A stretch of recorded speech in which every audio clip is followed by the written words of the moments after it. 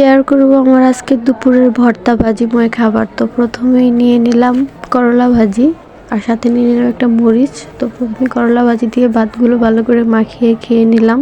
আজকে যতগুলো আইটেমই দেখবেন এগুলোর মধ্যে ভর্তা ভাজি সব থেকে বেশি, তো কেউ কিছু মনে করবেন না। তারপর নিয়ে নিলাম বাঁধাকপির ভাজি।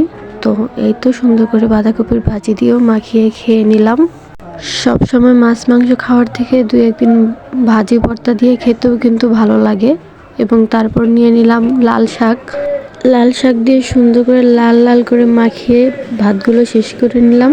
তারপর নিয়ে নিলাম ধনিয়া পাতার ভর্তা। এখানে আমার একটা কথা বলতে খুব ইচ্ছে করতেছে যে ফার্স্টে নিলাম লাল শাক, তারপর নিলাম ধনিয়া পাতার ভর্তা। যাই হোক, তোমরা হাইসো না, ভিডিওটা দেখো। এবং তারপর নিয়ে নিলাম চিংড়ি মাছ ভাজা। আম্মু চিংড়ি মাছটা সুন্দর করে আলু দিয়ে পেঁয়াজ দিয়ে ভাজি করেছিল।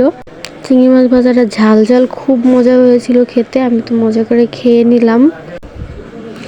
এবং তারপর নিয়ে নিলাম দুপুরে রান্না করা ফুলকপির তরকারি। ফুলকপির তরকারি শুধু ফুলটাই নিয়েছিলাম, যেহেতু আমার পেটে আর জায়গা নেই। তো আজকের ভিডিওটা এই পর্যন্ত। সবাই ভালো থেকে সুস্থ থেকে, আল্লাহ হাফেজ।